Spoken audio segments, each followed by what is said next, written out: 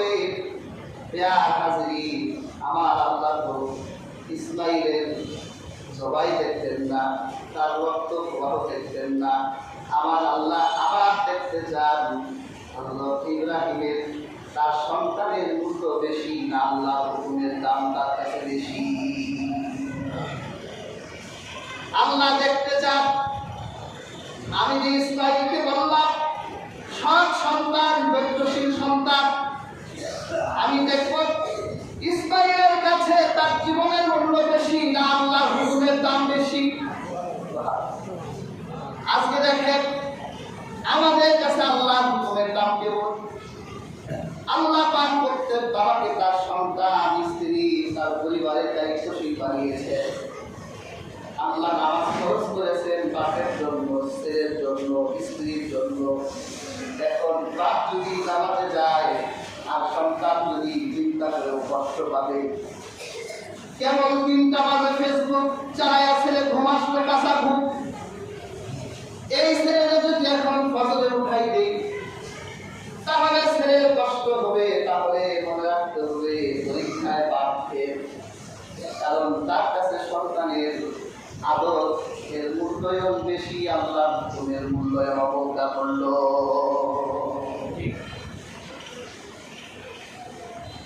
আল্লাহ পাক দেখতে চাইলেন ইব্রাহিম কি করে, ইব্রাহিমের হাল কি করে।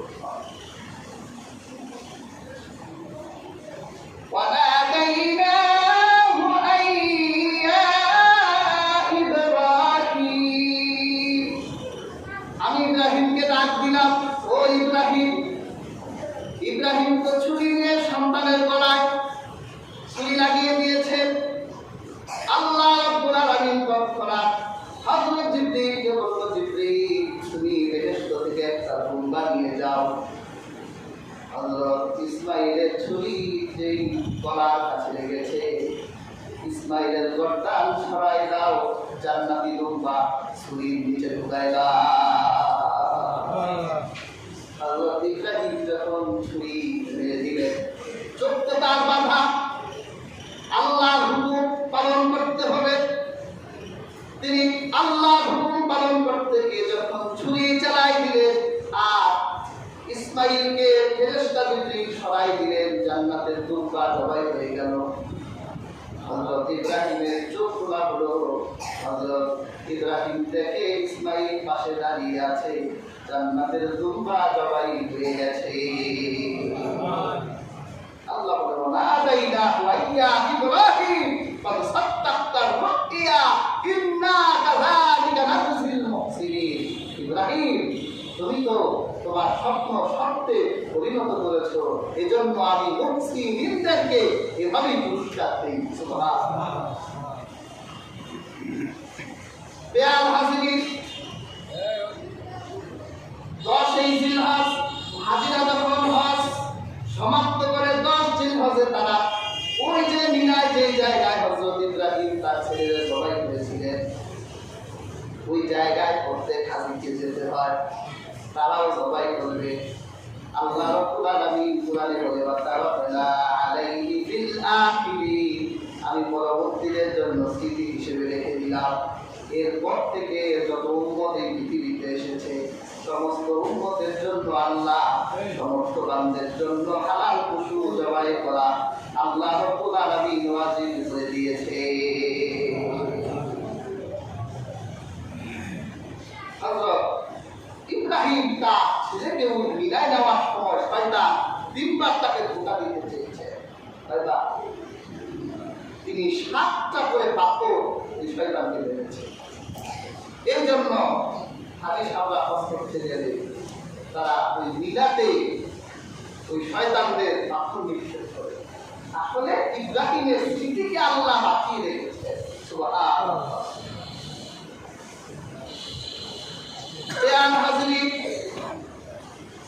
ইব্রাহিম পাশ করলেন, সন্তানের মূল্য আল্লাহর হুকুমের মূল্য ইব্রাহিমের কাছে আল্লাহর হুকুমের মূল্যায়ন হলো। এই জন্য বেয়ার হাজির যারাই হজ করতে যায় আল্লাহ হাজিদের কাছে ইব্রাহিমের স্মৃতিকে রেখে দিয়েছেন।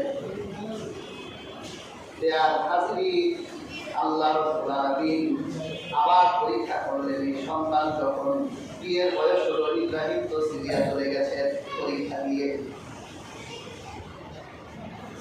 সবাই ইসমাইলকে ধরল, তোমার বিয়ে করতে হবে। কি বলে, সন্তান বড় বলে বিয়ে দিতে হয় না, তাতে জেনা করবে। এজন্য বিয়ের আইন সহজ করা দরকার। যখন বিয়ের সমর্থন হবে তখন বিয়ে করবে। আপনি যদি আইন দিয়ে বেঁধে ফেলেন, এত বছরের আগে না, অত বছরের আগে বিনীত করে আরেক বাড়ির আদরের মেয়ের সাথে অন্যায় অকর্ম করে এর জবাব তুমি সরকার দিবে। কাজেই বিয়ের আইন সহজ করতে হবে, জেনার আইন কঠিন করতে হবে। জেনার আইন কঠিন না, এই জন্য সাধারণ মানুষ তো দূরের কথা, এখন দেখি মাওলানা সাহেবরা, হাফেজ সাহেবরাও জেনার আইন দেশে সহজ থেকে জেনা করে ছোট্ট শিশুদেরকে আত্মহত্যা করে দিচ্ছে। আইন কঠিন করো। মাওলানা সাহেব হোক, রিকশাওয়ালা হোক, সেই হোক, যদি বিবাহ করে বিবাহিত জেনাকার পৃথিবীর বুক থেকে তাকে মুছে দিতে হবে। আর যদি অবিবাহিত হয় 100 গোড়া লাগাতে হবে দিতে হবে। আজকে বিয়ের আইন করতে কঠিন, জেনার কোনো আইন নাই। এই জন্য দিন দিন জেনা বাড়ছে, বিবাহকে সহজ করতে হবে। ইসমাইল আলাইহিস সালামকে বড় জুলুম করতে সুন্দরী এক মেয়ের সাথে বিয়ে দেওয়া। হযরত ইসমাইল চিঠি লেখেন, আব্বা বিয়ে তো করে ফেলেছি, আপনি সময় পেলে আমার বউকে আপনার বৌমাটি রেখে যাবেন। হযরত ইব্রাহিম আলাইহিস সালাম ওই দিন ইসমাইল শিকারে গেছে। হযরত ইব্রাহিম আলাইহিস সালাম 1.5 মাস পর অতিক্রম করে ইসমাইলের দরজার সামনে আসসালামু আলাইকুম। ঘরের ভিতর থেকে কর্কশ কণ্ঠের জবাব এলো, ওয়ালাইকুম। কে আপনি? ইব্রাহিম আলাইহিস সালাম ও তো জানে না, এটা শ্বশুর। 1.5 মাস পর পাড়ি দিয়ে এসেছি। ইব্রাহিম আলাইহিস সালাম কণ্ঠ শুনে তিনি চিন্তা করলেন, একটু বাজাই দেখি বউটা ভালো করছে না খারাপ করছে। দেখেন না, আমাদের সমাজে বিয়ের আগে একটু বাজাই দেখি যে এটা চলে কি চলে না। ইব্রাহিম আলাইহিস সালাম বলল, আমি মুসাফির। বলে নাই আমি তোমার জামাই বাপ, বলে আমি মুসাফির, অনেক দূর সফর করে আমি এসেছি। এটা বলে না, এই বলতো তো তোমার স্বামী কোথায়? বললো উনি শিকারে গেছে। কখন আসবে? আসে সন্ধ্যার দিকে, আসে সন্ধ্যার দিকে আসবে। হযরত ইব্রাহিম আলাইহিস সালাম বলে, তোমরা কেমন আছো? আমরা তেমন ভালো নাই, আছি ভালো মন্দ মিলিয়ে আছি, তেমন ভালো নাই। ইব্রাহিম আলাইহিস সালাম 1.5 মাসের পর অতিক্রম করে সন্তানের ঘরে আসলেন না, বসলেন না, তিনি রওনা হয়ে গেলেন। ঠিক আছে, তোমার স্বামী যখন আসবে তাকে বলবে ঘরের চৌকট বদলাই দিতে। বলবো আমাদের ঘরের চৌকট খারাপ থাকে। হযরত ইসমাইল আলাইহিস সালাম তিনি সন্তান থেকে বাড়ি ফিরলেন।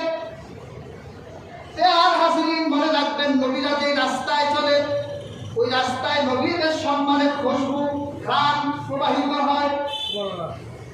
হযরত ইসমাইল ঘরে ঢুকে তিনি তার বাবার খুশবুর ঘ্রাণ তার নাকে আসলো।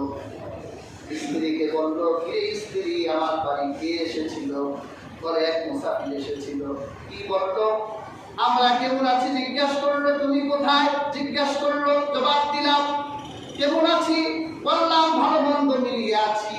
যাবার বেলা কি বলে গেল, যাবার বেলা বলে গেল ঘরের চৌকট ভালো না পাল্টাই দিতে। তাহলে এক মুহূর্ত সময় নয়, তুমি আমার ঘর থেকে বের করে বাপের বাড়ি জুলুম করতে চলে যাও।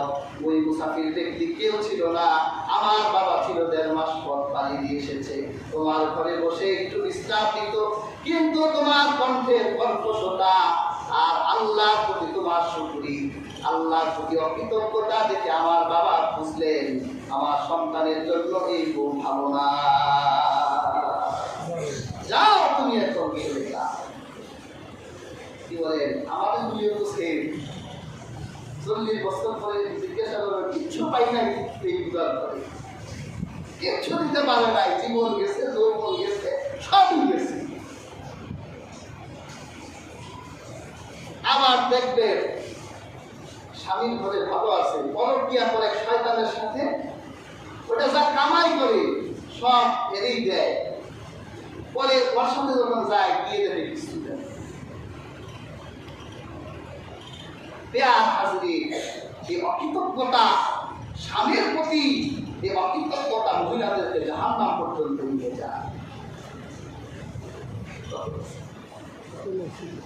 পেয়ার হাজিরি, ইসমাইল বিয়ে করলেন আবার ঠিক আব্বা বিয়ে তো করছি, বউ দেখে যান, সময় থেকে আসবেন, বউ দেখে যান।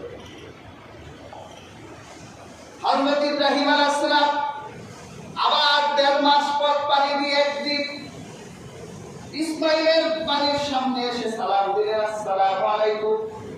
ঘর থেকে শুনলেন একটা কণ্ঠ নিচু আওয়াজ, ওয়ালাইকুম আসসালাম। আপনি?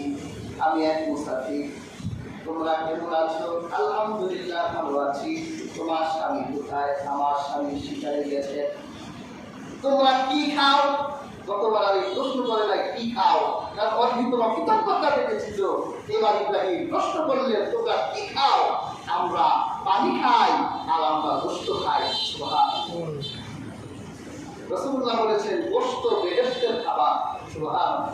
দেখবেন আমরা গোশতই সবচেয়ে বেশি ভালোবাসি, এই জন্য গোশত খেলে শরীরে শক্তি হয়, কর্মক্ষমতা বাড়ে।